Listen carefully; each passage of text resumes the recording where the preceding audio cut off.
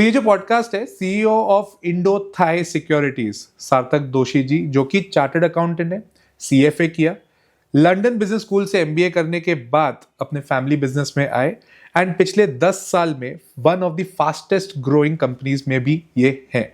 इसके साथ में जो मेरे को इनसे बात करके समझ आया, यूएसपी इनकी ये थी कि जो कॉम्प्लेक्स इश्यूज है उनको सिंपलर फॉर्म में कैसे बात किया जाए। हमने वेनेजुला के से लेकर गोल्ड सिल्वर से लेकर क्रिप्टो से लेकर ब्रोकिंग बिजनेस के ऊपर बात करी एंड बात करते करते भी क्लियरली समझ में आया कि किस तरह से कंपनी ग्रो भी हुई होगी। आई होप कि ये वाला पॉडकास्ट आप लोगों के लिए फ्रूटफुल हो। लास्ट तक जरूर देखिएगा क्योंकि यहाँ पर बहुत सारे फैक्टर्स ऐसे थे जो आपको काम आएंगे आपकी इन्वेस्टिंग में, आपकी ट्रेडिंग में भी। So let's begin the podcast. सार्थक, वेनेजुला में जो अभी रिसेंट अटैक हुआ, तो ये जो अटैक था, बहुत लोग कह रहे हैं कि ये प्री प्लान था, और ये प्री प्लान होने के बाद में क्या इसका इम्पैक्ट गोल्ड, सिल्वर और क्रूड पे भी आएगा? बिल्कुल आएगा। ये I think one of the strangest events in the recent history है कि country like US who is propagating कि पीस होना चाहिए, और ऐसी कंट्री ने ये एक्शन लिया ऑन अ कंट्री अगेन जिसके पास ऑयल रिजर्व्स है बहुत बड़े, which is even if it is not a very direct impact, indirect sentimental impact is huge.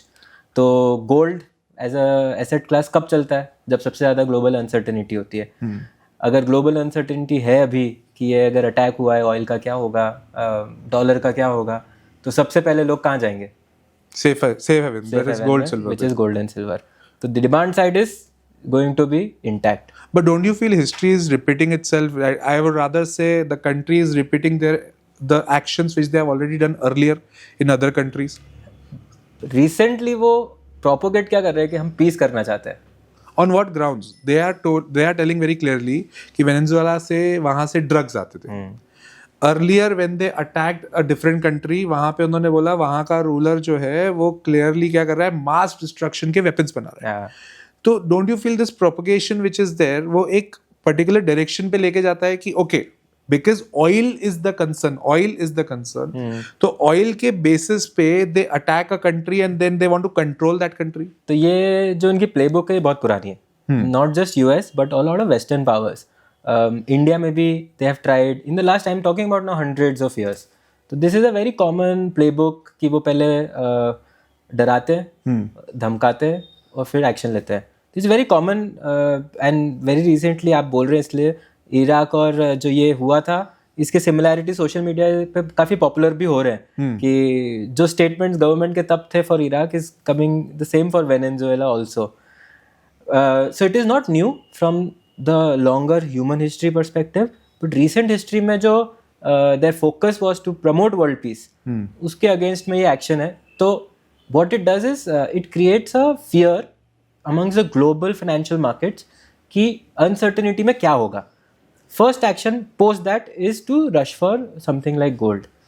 ये अपन बहुत theoretically बात कर रहे हैं अभी, practically शायद इसके ये action ना हो, इसके probability काफ़ी ज़्यादा है, बट थियोरेटिकली अपन जो डिस्कस कर रहे हैं बिल्कुल सही है कि गोल्ड में पैसे जाने चाहिए। नहीं, but the person wanted to have a Nobel prize, right? He wanted to have Nobel prize, Nobel peace के लिए basically. Is it a way to get piece?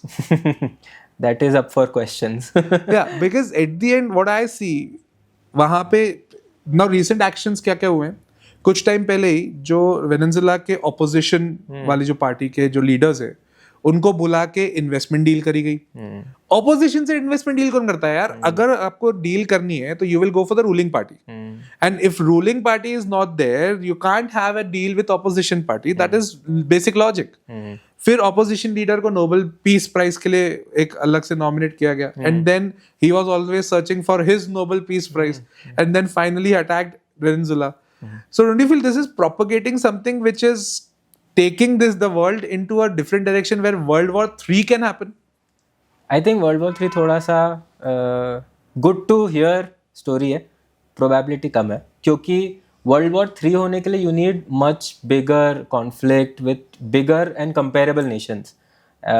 अभी तो एक चींटी और हाथी की लड़ाई है, तो वेनेजुएला वाली। हाँ, बट इफेक्टिवली अगर देखा है World War III जैसे अगर बोल रहे हैं, World War II, World War I का अगर अपन हिस्ट्री उठा के देखें, टॉपिक तो मतलब जो पंगा था ना, जो झगड़े का पॉइंट था, वो तो बहुत हल्का था, but at the end when big countries get involve then only world war 3 can happen. This is what you also suggest. Correct. तो अब रशिया चाइना अगर आके कुछ बोल दे और इनिशिएट करे, बट अगर जैसे हम ट्रेडर्स हैं, तो the way we price risk is the probability. Right. कि क्या प्रोबेबिलिटी है एक सर्टेन इवेंट होगा. तो world war 3 I don't think so is there on the chart also, कि हम प्रोबेबिलिटी मानते हैं उसकी एज अ रिस्क. तो we don't see that as a risk. I have talked to many critics on this. They say World War 3 is actually happening. वो बोले world war 3 अब जो थर्ड वर्ल्ड वॉर होगा वो ऐसे नहीं होगा कि एक कंट्री दूसरी कंट्री से डायरेक्टली लड़ेगी. उनका कहना ये है कि एक कंट्री दूसरी कंट्री को अपाहिज कर देगी या उनको बिजनेस में उनको डिसरप्ट कर देगी, which is actually happening. You see the situation of Bangladesh, you see the situation of middle east की बहुत सारी कंट्रीज, सीरिया को देख लें हम लोग, बहुत सारी कंट्रीज में ऐसे ही चल रहा है. बट ठीक है, but as an investor if we focus, so अभी भी क्या गोल्ड और silver is a good option to go for? तो barring this incident which has happened, gold and silver have been the best performing asset for the last 1.5-2 years, going back to 10-15 years also. Yeah. अगर आप 10 साल पहले खरीदते तो आज शायद आपको गोल्ड में और सिल्वर में जितना रिटर्न आया कोई एसेट क्लास में नहीं आया.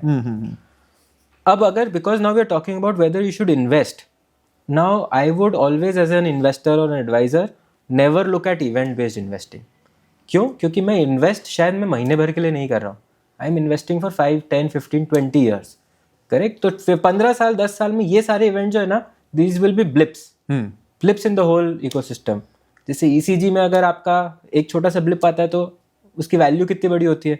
शायद बहुत बड़ी होती है. बट आप उसको ऐसे देखेंगे कि ह्यूमन हिस्ट्री में ऐसे कितने ह्यूमंस के साथ कितना ब्लिप आया और उसका इम्पैक्ट ऑन ह्यूमंस क्या है एज अ सोसाइटी, बहुत मिनिमल है. तो आपके लिए मेरे लिए वेनेजुएला जब इवेंट देखेंगे तो बहुत बड़ा लगेगा, बट जब अपन 10 साल 15 साल इन्वेस्टिंग के लिए सोचेंगे तो it is not important. But you know people in Venezuela are very happy also. So अब इसमें ना मेरा एनालिसिस बोलता है यहाँ पे 2 सेगमेंट्स दिख रहे हैं. वन, सोशल मीडिया पे क्या प्रोपगेशन चल रहा है, एंड सेकंड रियलिटी क्या है. रियलिटी ये कहता है कि प्रेसिडेंट को उन्होंने ले लिया है एंड दे हैव टेकन, बंदी बना के उन्होंने अपने पास रख दिया है. एंड सोशल मीडिया पे I am seeing lot of buzz on this, that people of Venezuela are very happy because this guy was actually a kind of dictator in the setup. Correct. So you also feel कि कुछ time बाद ये वाला topic market में आएगा ही नहीं, लोग बात भी नहीं करेंगे. आप यूक्रेन रशिया वॉर देख लो, इजराइल पैलेस्टीन वॉर देख लो, निफ्टी बिफोर यूक्रेन वॉर और आज देखो, कोई फर्क पड़ा क्या? इनफैक्ट बढ़ा ही है. राइट. पैलेस्टीन का हुआ. It is not that the topic will go, right, but the financial markets will adopt and accept it. So Venezuela is a big geopolitical event जो कि genuinely as global powers everyone should look at it, and if it is not right then proper action has to be taken.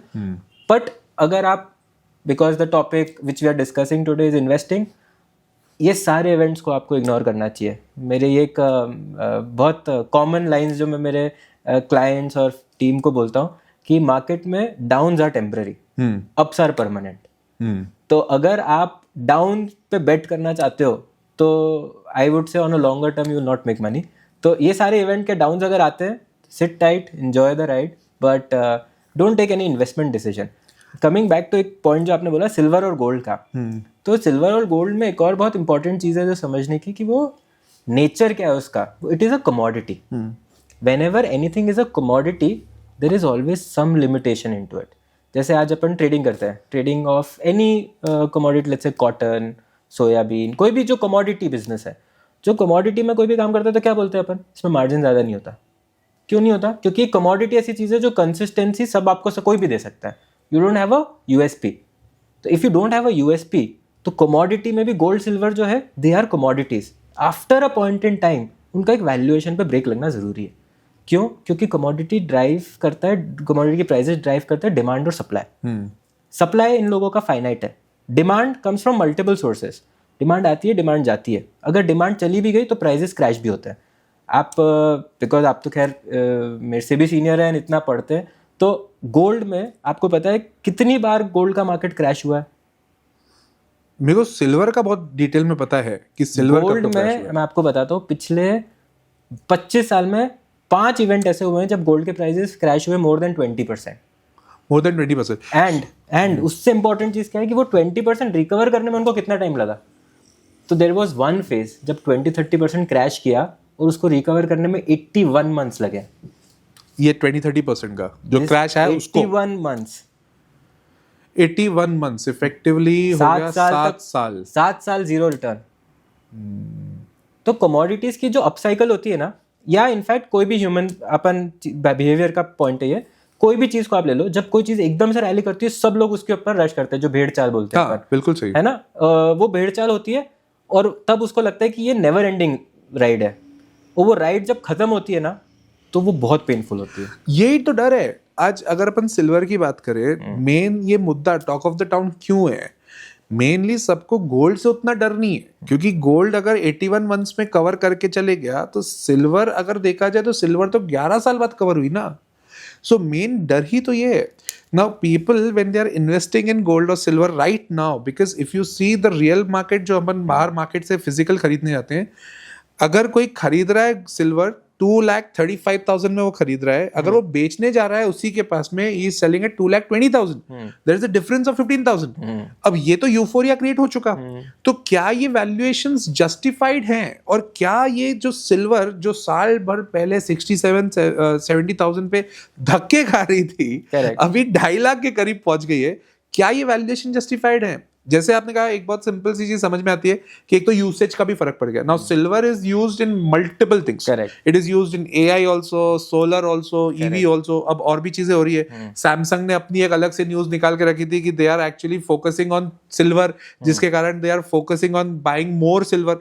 तो ये सब चीजें जब market में आती है, as an investor whether we should cater this news, इस news को हम बहुत सीरियसली लें, या अभी सोचे कि नहीं यार एक साइकिल चल चुकी है, हो गया है, अब तुम कुछ नहीं कमा पाओगे, अब रुक जाओ. तो अगेन मैं ट्रेडर हूँ, मैं क्या देखता हूँ, मैं रिस्क रिवॉर्ड देखता हूँ. डाउन साइड की क्या रिस्क है और अपसाइड कितना बड़ा बचा है. शायद आप मुझसे 1 साल पहले बात कर रहे होते तो मैं बोलता है कि रिस्क रिवॉर्ड अभी भी पॉजिटिव है.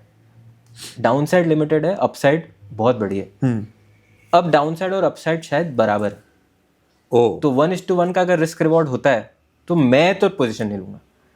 बट अगर आप इन्वेस्टर हो जो 15 साल के लिए सोचता है, 10 साल के लिए सोचता है, तो डोंट बॉदर. आप आराम से SIP करो, पोर्टफोलियो का एक छोटा परसेंटेज डालो उसमें एंड बिल्ड करो पोजीशन उसमें. But if you are a trader, if you want to take active position कि मुझे अभी खरीदना ही है, तो आई वुड सजेस्ट यूफोरिया में मत पढ़ो. रिस्क रिवॉर्ड अब अच्छा नहीं बचा. रिस्क रिवॉर्ड दूसरी चीज़ों में बहुत अच्छा है, आप फोकस वहाँ करो rather than focusing on commodity. So basically suggestion is the same कि SIPs करो, वो बेटर है rather than going for bulk investment as of now, because obvious reasons. हाँ, परसेंटेज ऑफ पोर्टफोलियो मेंटेन रखो. अगर आप वो मेंटेन रखते हो आपको कोई तोड़ नहीं सकता. सार्थक, जैसे आपका नॉलेज टूवर्ड्स जियोपॉलिटिक्स है, बहुत स्ट्रांग है, एंड ये वाला क्वेश्चन मैं बहुत लोगों से पूछता हूँ, मेरे को ये वाला पॉइंट डिस्कस करने में बहुत मजा आता है, and I know that viewers also love this topic. ये जो सिल्वर और गोल्ड के प्राइसेस एकदम से भागे हैं, तो ये भागने के पीछे क्या चाइना का हाथ है? क्या चाइना बाय कर रहा है?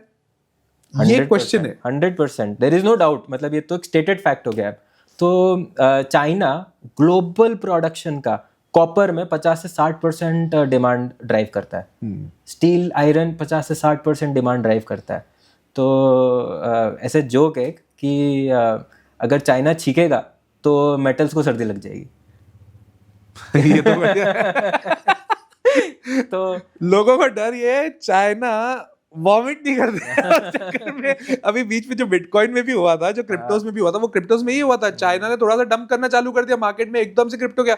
जो सैटरडे संडे के दिन there were people who committed suicide because of that fall. Correct. तो बॉटम लाइन यही है कि कोई भी चीज को जब मैनिपुलेट कर सकता है तो आपका इन्वेस्टमेंट पोर्शन लिमिटेड इन्वेस्ट होना चाहिए. और मैनिपुलेशन ग्लोबल स्केल का है जो अपन सबके शायद पहुंच के बाहर है.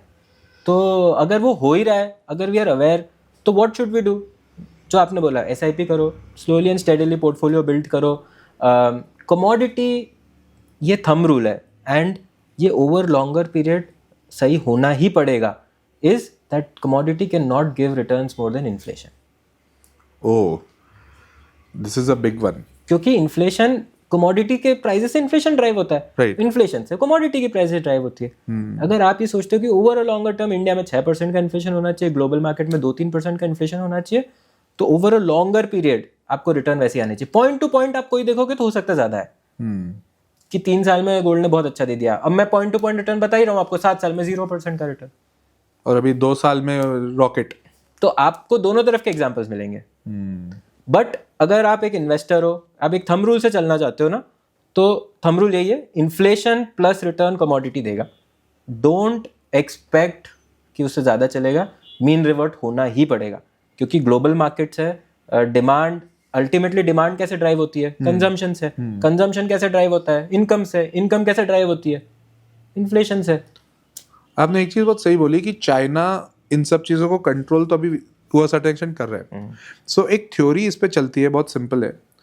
जब चाइनीज इकोनॉमी ग्रो करती है तो चाइना में मेटल्स की डिमांड बढ़ती है. करेक्ट. जब चाइना में, क्योंकि चाइना सबसे बड़ा मेटल प्रोड्यूसर है, तो जब चाइना में economy is going good, China metal company सीधा सीधा क्या करेंगे, अपनी इकोनॉमी को सपोर्ट करने के लिए मेटल्स सप्लाई करेंगे.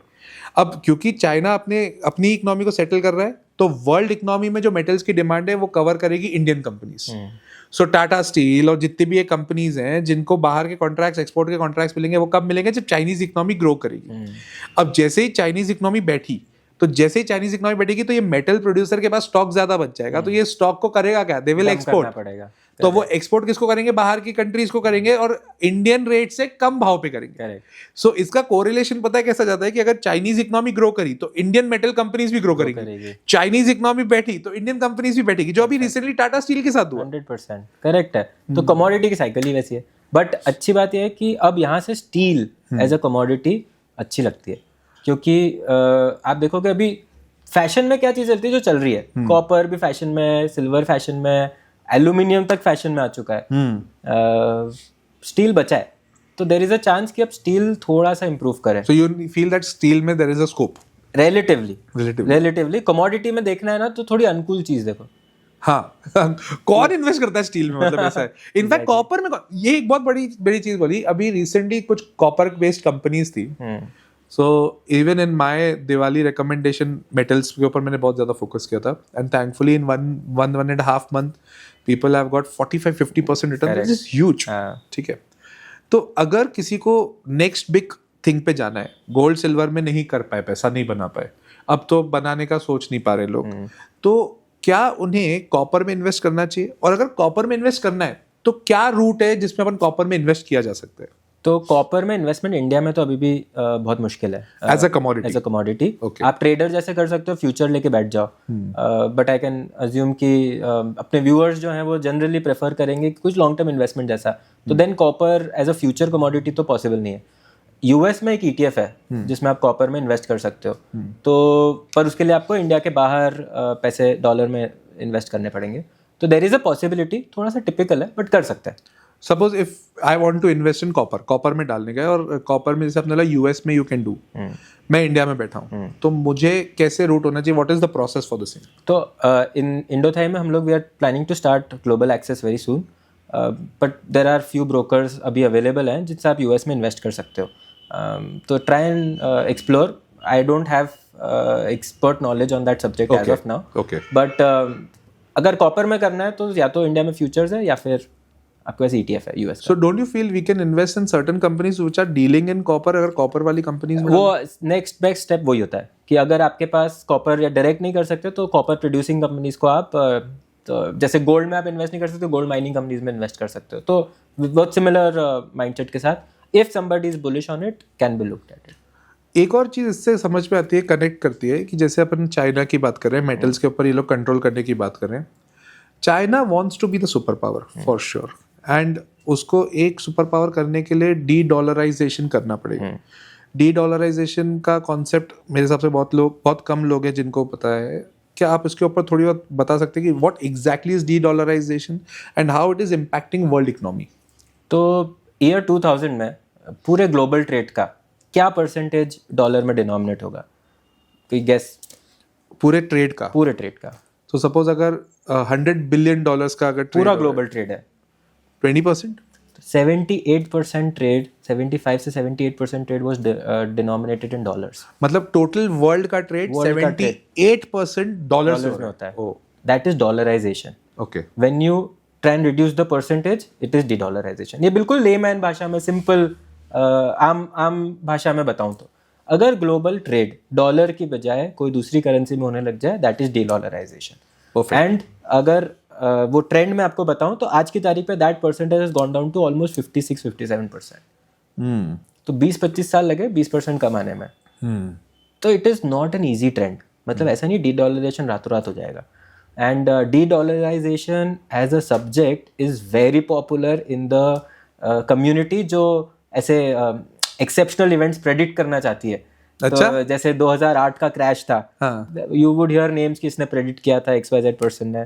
बट वो पर्सन शायद हर साल कोई ना कोई नया कैटास्ट्रॉफी प्रेडिक्ट करते हैं. Correct? तो हर सही नहीं होती. तो dedollarization has been one of those thesis जो पिछले 25 साल से बहुत पॉपुलर है कि होगा होगा होगा. डेफिनेटली ट्रेंड है, मतलब रिड्यूस हो रहा है, उसमें कोई डाउट नहीं है.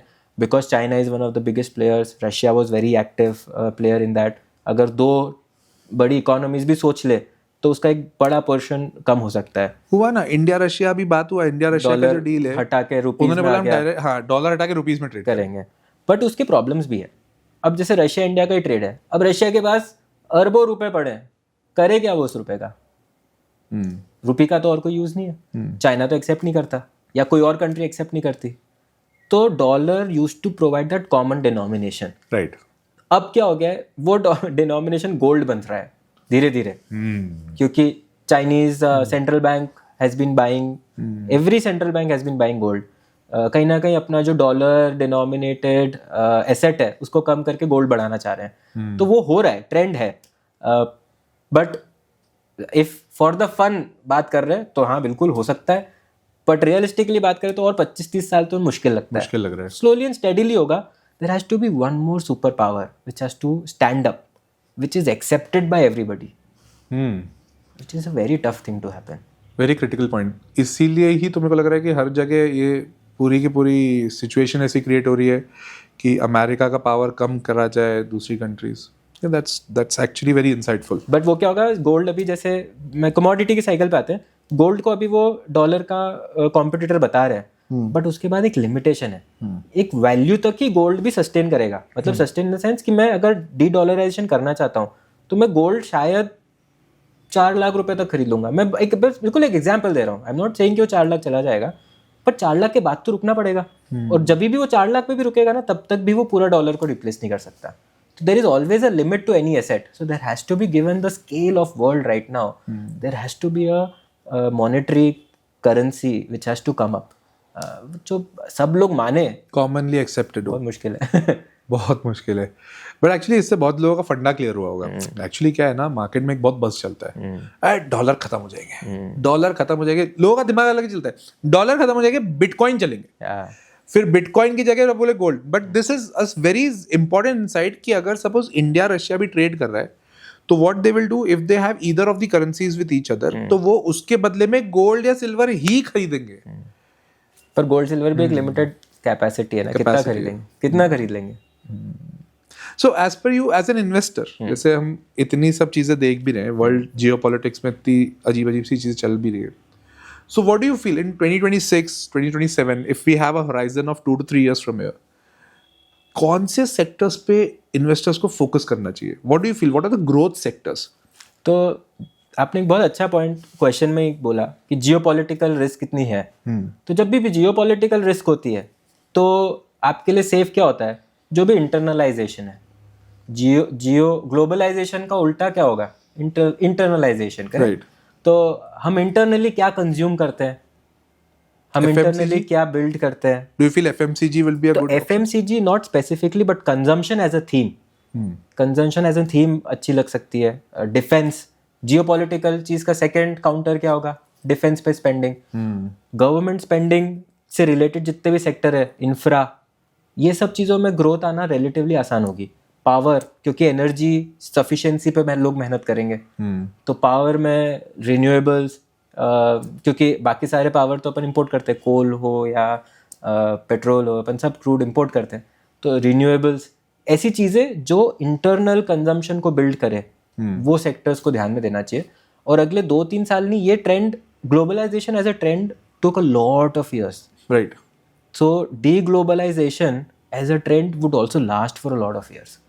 So it is not कि वो बहुत जल्दी चला जाएगा. Valuation को आपको समझना पड़ेगा, क्योंकि हर जगह valuation हो सकता है already priced in हो, but अगर valuation अच्छे तो सेक्टर्स अच्छे. बट यार इसमें एक और मेरे को प्रॉब्लम आ रही है दिमाग में. मतलब जैसे अभी आपने कहा defence is a good option to go for, power is a good option to go for. ये दिख भी रहा है कि पिछले साल चला भी नहीं है. डिफेंस चला है, पावर सेक्टर नहीं चला है. एक चीज में ना लोग बहुत फंसे हुए हैं. Like suppose if anyone wants to invest their funds in railways, वो भी इंटरनलाइजेशन पे ही आ गई बात, तो रेलवेज में डाले. बट रेलवेज में अभी near to every investor is sad. अब वही बात होगी, 2-3 साल रेलवेज ने इतने धमाकेदार रिजल्ट दिए, सबने पैसे उधर ही डाले, तो अब वो पेन तो झेलना पड़ेगा. अब वो पेन झेलने के लिए रेडी नहीं है ना. फिर पेन अगर सर हमारा पैसा डूब रहा है, हमको नहीं समझ आ रहा है, हम कैसे करें. बहुत सारे क्वेश्चंस आते हैं, बहुत सारे कमेंट्स भी आते हैं इस चीज को लेके. उसमें प्रॉब्लम अभी भी मैं बताऊं क्या, वैल्यूएशन थी. The sector by itself is decent, growth भी डिसेंट है, पर वैल्यूएशन उन्होंने बहुत आगे तक के पैसे दे दिए. तो अगर अपन कोई मतलब अगेन कोई पैरेलल ले, जैसे एक कंपनी जो रेलवे फाइनेंसिंग कर रही है और एक कंपनी जो नॉर्मल फाइनेंसिंग कर रही है, उनके वैल्यूएशन में बहुत बड़ा गैप है, आज भी है. तो क्या ऐसा रीजन है जो उसको इतना प्रीमियम मिल रहा है? तो पॉइंट ये है कि रेलवे एज अ सेक्टर खराब नहीं है, वैल्यूएशन बिकम्स वेरी क्रिटिकल. तो आपने क्या रेट पे कोई चीज़ खरीदी है, मतलब चीज़ तो बहुत अच्छी है. जैसे आप अगर लुई विटॉन का बैग खरीदो और आप एक H&M का बैग खरीदो, बैग दोनों अच्छे हैं, पर जिस रेट पे जो खरीदा है उसका पेन या बेनिफिट दोनों आपको लेना पड़ेगा. You are like brand conscious, like do you like to go for brands? Not at all. मैं in fact I am the most opposite. मेरी घड़ी भी केसीओ की पहनी है मैंने अभी. नहीं केसीओ अच्छा ब्रांड है यार. नहीं when it comes to LV and these kind of brands, there is a reason I track them, because what it does is it highlights human psychology. आपको ह्यूमन बिहेवियर उससे सीखने को बहुत अच्छा मिल सकता है. एंड ट्रेडर को या इन्वेस्टर को सक्सेसफुल होना है ना, तो ह्यूमन साइकोलॉजी पढ़ना जरूरी है. आप जैसे बिटकॉइन का बात बोले, बहुत बड़े बड़े इन्वेस्टर्स ने बोला बिटकॉइन का कोई वैल्यू नहीं है, नहीं चलेगा. I am not saying it they are right और दे आर रॉन्ग, बट चल रहा है, वो भाग रहा है. क्यों चल रहा है? यूफोरिया. यहाँ पे वही चीज काम करती है जो ब्रांड में करती है. अगर इंडिया या वर्ल्ड के टॉप 1% ने मिल के डिसाइड कर लिया कि सार्थक की एक्स वैल्यू है या निखिल की एक्स वैल्यू है, तो निखिल की एक्स वैल्यू है. भले ही निखिल कर रहा हो काम या नहीं कर रहा हो, सार्थक कर रहा हो काम नहीं कर रहा हो, कोई मतलब नहीं है. बिटकॉइन एज एन एसेट और any of the branded goods as an asset has a value because people believe that has a value.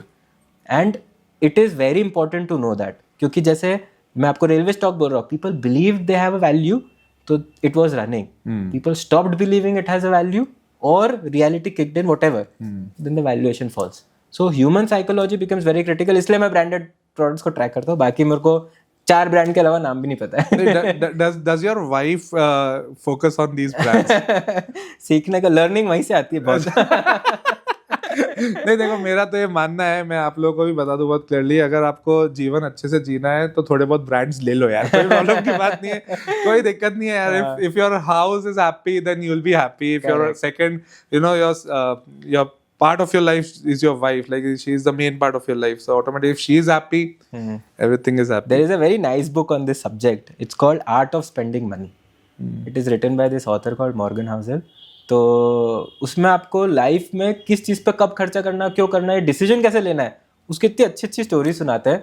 तो if you like that subject, you should definitely read it. नहीं, have you read that book? I've read it. तो उसमें है क्या LV का अगर bag खरीदना है तो खरीदना चाहिए कि नहीं, वो क्या बोल रहा है? वो बोलता है खरीदना चाहिए, बट ये समझ के खरीदना चाहिए कि आप जो खर्चा कर रहे हो, you're not using it for your utility. Okay. It is for your status. If you are aware that you're spending it for status, it is okay.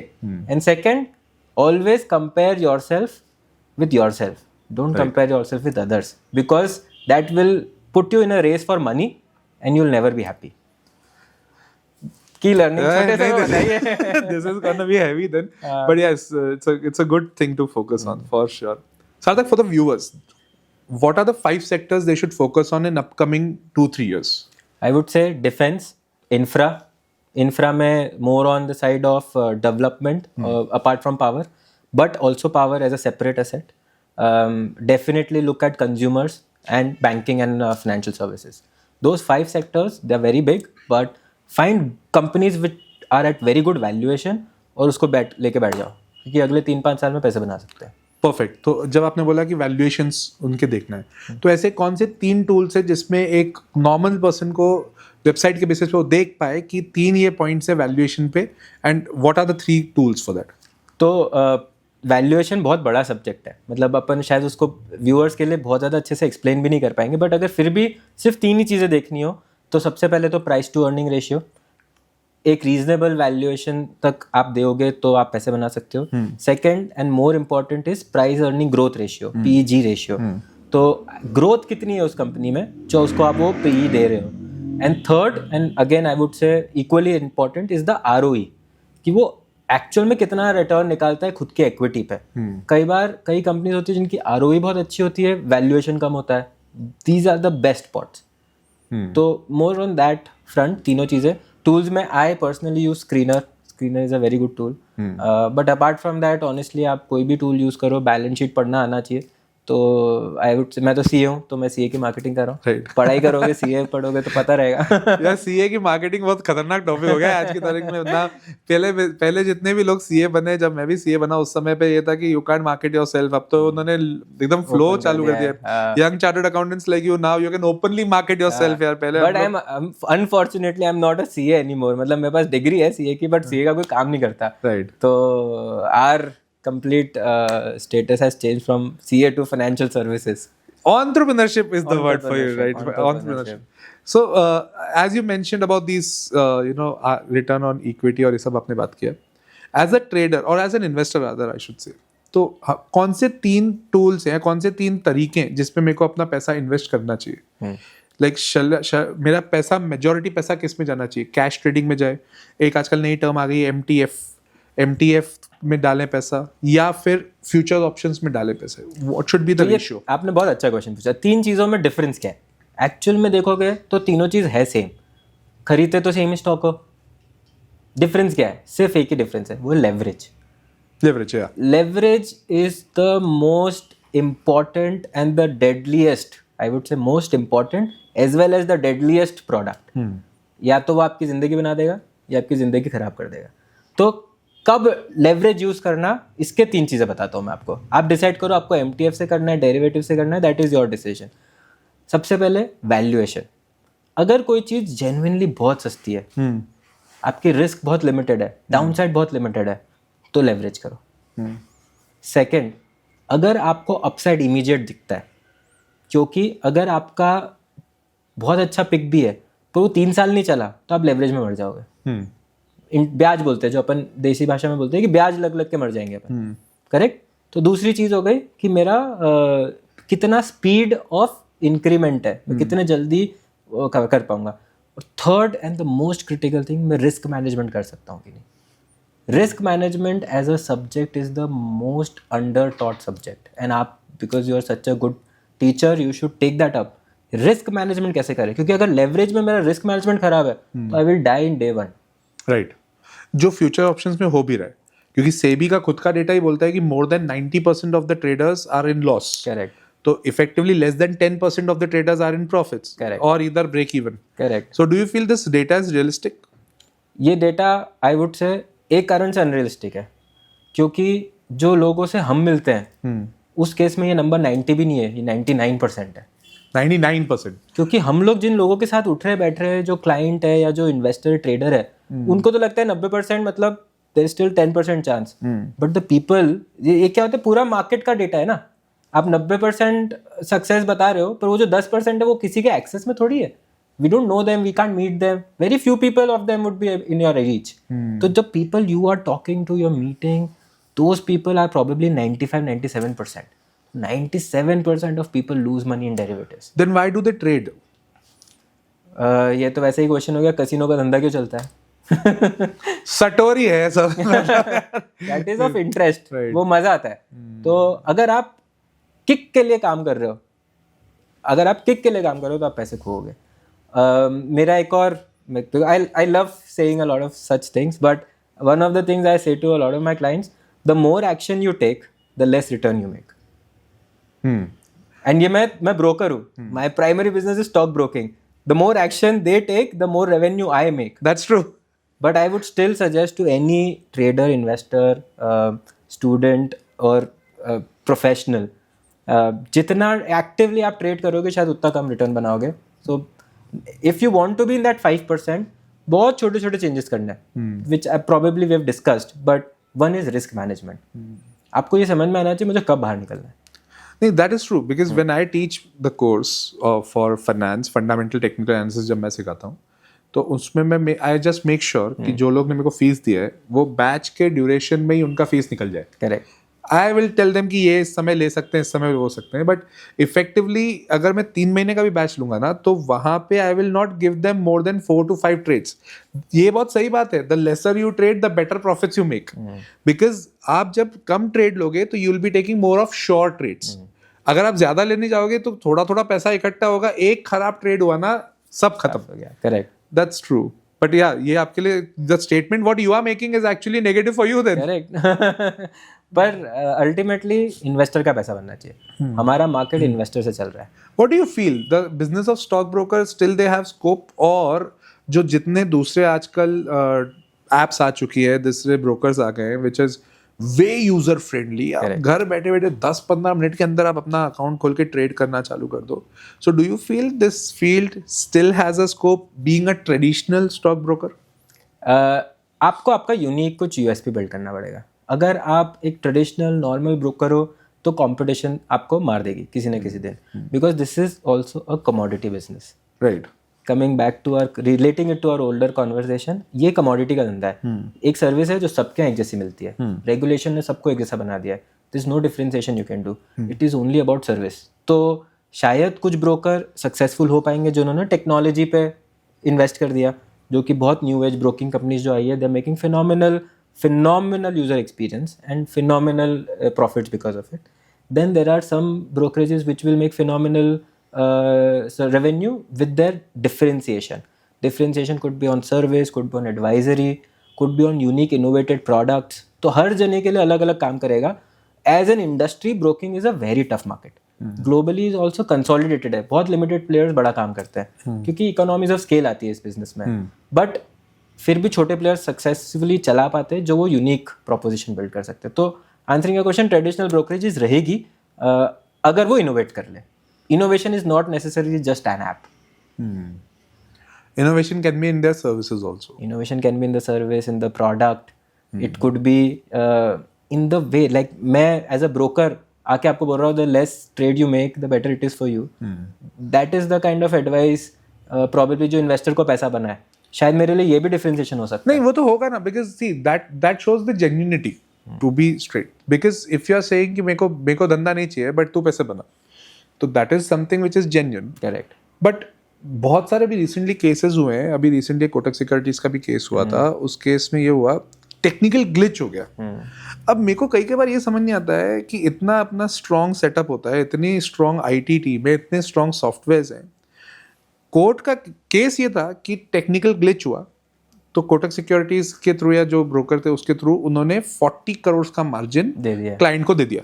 अब क्लाइंट ने उसमें ट्रेड कर दिया तो पहले तो वो 54 लाख के नुकसान में था. फिर उसने कहीं ना कहीं से अब ट्रेड चल गया उसका, वो 2.5 करोड़ के प्रॉफिट में आ गया. नेट 1.75 करोड़ का प्रॉफिट था. अब ब्रोकर बोल रहा है कि नहीं, ये तो मैंने गलती से कर दिया था, तेरा पैसा था ही नहीं, ये तो मेरे पैसे पे तूने रिटर्न कमाया, मेरे को वापस दे दे. क्लाइंट बोला ट्रेड तो मैंने किया है, तो मैं तुमको कैसे दे दूं पैसा, वो तो मेरा पैसा है. करेक्ट. अब कोर्ट ने ये जजमेंट दे दिया है इस बात पे लेके कि ये तो क्लाइंट का पैसा है.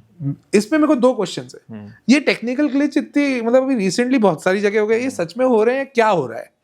क्या सिस्टम्स हमारे पास स्ट्रांग नहीं है?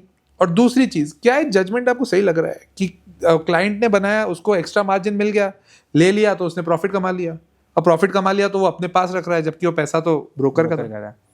तो आपका पहला पॉइंट जो है कि सिस्टम ग्लिच क्यों आ रहे हैं या क्यों आ सकते हैं, तो आपको अगेन एक this is something which is very core to stock broking, जिनको पता है कि there was a period in the last 4 years जहाँ पे हर रोज एक नया सर्कुलर आ रहा था. We had so many processes, system, experience changes in that period, it was almost impossible for a lot of systems to catch up to it. तो क्या हुआ, पैचवर्क हुआ है. अपने रोड पे नहीं होता, डामर लगा देते ऊपर से, आप रोड चलाते रहो, तो जब तक चल रही तब तक चल रही, गड्ढे कभी भी आ सकते हैं. तो इट इज़ आई वुड से कोई भी ब्रोकर हो इंक्लूडिंग माई सेल्फ, ये होना बहुत पॉसिबल है. आप इमेजिन नहीं कर सकते कि एक ब्रोकर के बैक एंड में कितने मूविंग पार्ट्स हैं. मतलब it is so tough for you to understand और इवन एनविजन इट कि हम लोगों की शायद 25-50 लोगों की टीम तो सिर्फ ये इंश्योर करने के लिए जाती है कि ठीक चल रहा है कि नहीं, रोज़ कुछ नया तो नहीं आ गया, हमको कोई प्रॉब्लम तो नहीं आ रही. मेरे जैसे ब्रोकर के अभी साल में 10 केसेस होते हैं, कुछ ना कुछ एरर आती है. तो I would say it is very normal. इसको बहुत एक्सेप्ट करना पड़ेगा as an industry. People who don't want to pay the fees but expect everything, तो there will be a downside to it, correct. तो systems will break and it is okay. Coming back to the question कि whether they should be able to keep it, broking का मैं negative बताता हूँ, जो वो उस judgement में भी लिखा है कि क्या वो 50 लाख लॉस होता तो वो ब्रोकर एक्सेप्ट करता. हाई कोर्ट बोलेगा नहीं करते ना तुम, मैं बोलता बिल्कुल नहीं करता. बट क्या मैं रिकवर कर पाता? नहीं कर पाता. मेरी रिस्क तो थी ना वो. As a broker we don't have access to the CIBIL kind of credit reporting reports. अगर किसी क्लाइंट का मेरे यहाँ डेट पड़ा है या उसने सर्विस नहीं किया तो मेरे पास there is no way I can report it. तो अगर इसमें लॉस हो जाता, सपोज 50 लाख का लॉस हो जाता, तो क्लाइंट नहीं भरता, वो भी तो फिर आपका ही लॉस होता, राइट? नहीं लॉस होता. तो यहाँ पे तो it is a two edge sword, मतलब दोनों जगह ब्रोकर ही गया. एक जगह अगर लॉस होता उसको तो 54 लाख वो रिकवर नहीं हो पाते, नहीं होता. यहाँ पे प्रॉफिट हो गया तो वो भी गया. वो होता है ना सर, तलवार पे तरबूज गिरे कि तरबूज पे तलवार, कटता तो तरबूज ही है. तो ये तो रिस्की हो गया. तो broking as a business is very tough. It looks glamorous from the outside, but it is a very tough business. And हमारे इंडस्ट्री के बहुत सीनियर लीडिंग ब्रोकर्स ने भी बोला है कि it is a very tough business to be in. मतलब including someone like Nikhil Kamath, आप उनके पोस्ट पढ़ो, is very vocal about it. So you have done your education basically from London, right? Correct. You are a chartered accountant by degree abhi to. Correct. Right? You have done the CFA also. CFA. And then MBA from London Business School. London Business School. इतने सब करने के बाद में coming back to your parental business, do you feel? My first question is, London से वापस आना, लोग वापस वहाँ पे जाने के लिए क्रेव करते हैं कि हम उधर जाके सेटल होंगे. You came back. So number one, do you feel is it a good decision?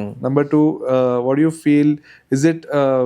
Has it given a positive result to you? Because बाहर से आके वापस यहाँ पे सेटल होना, क्योंकि लोग नहीं करते हैं. ब्रेन ड्रेन के फंडामेंटल्स पे लोग नहीं करते हैं. What is your view on that? हम CA में बहुत अच्छी अपॉर्चुनिटी लेते हैं 3 साल आर्टिकलशिप की, जिसमें हम लोगों को बहुत कुछ सीखने को मिलता है. बट उसका एक डाउन साइड है कि we don't get the right exposure. हमको काम का बहुत अच्छा एक्सपोजर मिलता है, पर शायद थिंकिंग, क्रिटिकल थिंकिंग का या वेराइटी ऑफ सब्जेक्ट पे नॉलेज, वो डिस्कशन करने का हमको मौका नहीं मिलता. तो we don't have that exposure. At least people sitting in Tier 2 Tier 3 cities, शायद बॉम्बे में, दिल्ली में लोगों को बहुत एक्सपोजर रहता है. तो that is something I was wanting and hence I went to LBS. London Business School was an amazing experience. I think my life was transformed because of it. अगर मैं वहाँ नहीं जाता और वहाँ मैं गया, the delta is more than 10x. Oh. And what did I learn? I may not have learned anything technical from an MBA. शायद मुझे आज भी अकाउंटिंग एंट्री मारना तो नहीं सिखाते वो. वहाँ के अकाउंट्स एंड फाइनेंस का कोर्स कुल मिला के 10 लेक्चर, 3 घंटे का एक लेक्चर. 30 घंटे में क्या अकाउंटिंग सिखा सकते हैं? But what they taught me is the way और the approach to solve any problem, the way to look at any new learning, new skill, how to develop that skill. And the audience, the cohort, the peers I had were amazing. उससे से जो मैंने सीखा है वो शायद मैं books पढ़ के कभी नहीं सीखता. तो going to London was probably one of the best decisions of my life. But that being said, मैं शायद वहाँ रहता या मैं यहाँ आता, अगर वो आप कंपेयर करो तो मैं यहाँ पे आके आई एम बेटर ऑफ.